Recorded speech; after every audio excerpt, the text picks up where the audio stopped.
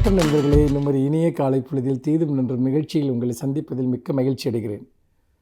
இந்த நிகழ்ச்சியில் நாம் இளைஞர்களிடம் இருக்கக்கூடிய பல்வேறு மனோபாவங்கள், அவர்களிடம் இருக்கக்கூடிய தடைக்கல்லாகக்கூடிய அந்த சிந்தனைகள், இவற்றையெல்லாம் பற்றி நாம் தொடர்ந்து பேசி கொண்டிருக்கிறோம். அப்படி பேசுவதற்கு காரணம், இன்றைக்கு நம்முடைய இளைஞர்கள் மிகுந்த ஒரு தன்னம்பிக்கையும் பல புதிய வாய்ப்புகளையும் கொண்டவர்களாக இருக்கிறார்கள்.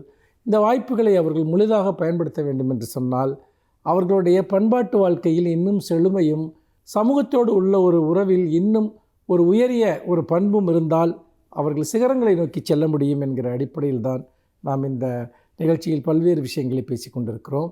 அதில் முக்கியமாக இந்த பிறர் மீதான அலட்சியம் அல்லது பிற விஷயங்களின் மீதான அலட்சியம், கேலி, கிண்டல், இதையெல்லாம் பற்றி தான் இந்த வாரத்தில் நாம் தொடர்ந்து பேசி கொண்டிருக்கிறோம். இளைஞர்களிடம் அது மிகவும் பரவலாக இன்றைக்கு இருப்பதை நாம் பார்க்கிறோம். நண்பர்களே, நாம் ஒன்றை புரிந்து கொள்ள வேண்டும். ஒன்றை நாம் கேலி செய்வதன் மூலமாக அதை கடந்து விட முடியாது, வென்று விட முடியாது.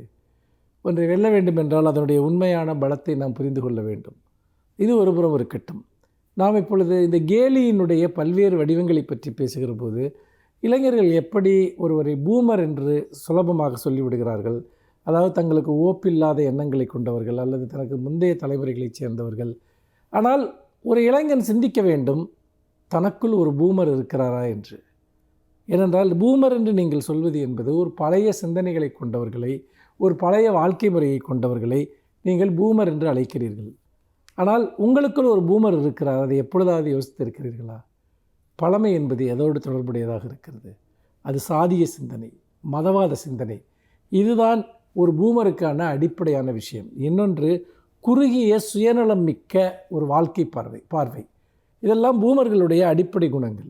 அப்படி பார்த்தால் நீங்கள் குறுகிய சுயநலம் இல்லாமல் நீங்கள் இருக்கிறீர்களா? நீங்கள் வாழ்க்கையில் புதியனவற்றை நாடுகிறவர்களாக இருக்கிறீர்களா? புதிய சிந்தனைகளை உங்களுக்குள் உருவாக்கி கொள்கிறவர்களாக இருக்கிறீர்களா? அதே போல் சாதி மத சிந்தனைகளுக்கு ஆட்படாமல் இருக்கிறீர்களா? அவை உருவாக்கக்கூடிய குறுகிய வாழ்க்கை பார்வைகள் உங்களிடம் இல்லாமல் இருக்கிறதா? பல நேரங்களில் நாம் சாதியவாத சிந்தனைகளாலும் மதவாத சிந்தனைகளாலும் நம்முடைய மனம் கட்டுப்படுத்தப்படுகிறது.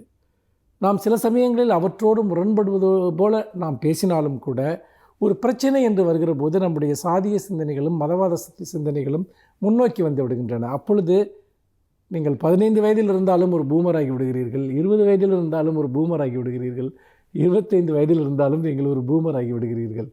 அப்படி இருக்கிற போது பூமர் என்பது ஒரு நபர் அல்ல, ஒரு சித்தாந்தம்.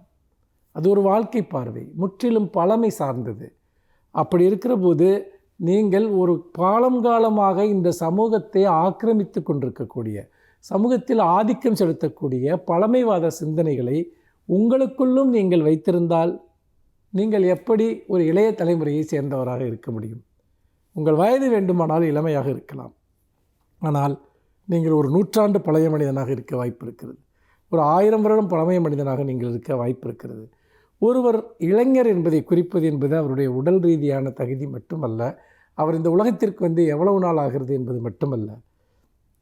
நீங்கள் ஒரு புதிய மனிதனாக இருக்க வேண்டும் என்று சொன்னால் உங்களுக்கு புதிய சிந்தனைகள் இருக்க வேண்டும், புதிய எண்ணங்கள் இருக்க வேண்டும். பழமையான எண்ணங்களின் ஆதிக்கத்திலிருந்து நீங்கள் விடுபட்டவராக இருக்க வேண்டும். மாறாக தொடர்ந்து பழமையை மனதிற்குள் ஆராதித்து கொண்டே உங்களை விட வயதில் மூத்தவர்களை நீங்கள் பூமர் என்று சொல்வதன் வழியாக உங்களுக்குள் இருக்கக்கூடிய பூமரை நீங்கள் மறைத்துக்கொள்ள பார்க்கிறீர்கள். உண்மையில் நீங்கள் யாரையும் பார்த்து கேலி செய்யவில்லை, உங்களை நீங்களே தான் கேலி செய்து கொள்கிறீர்கள். உங்களை நீங்களே தான் கேலி செய்து கொள்ள வேண்டும். யார் பூமர்களாக இருக்கிறீர்களோ உங்களுக்குள் இருக்கக்கூடிய அந்த பூமர்களை நீங்கள் இளைஞர்களாக இருந்தாலும் வெளியேற்றுங்கள். மீண்டும் இன்னும் ஒரு புதிய சிந்தனையோடு உங்களை சந்திக்கிறேன். நன்றி, வணக்கம்.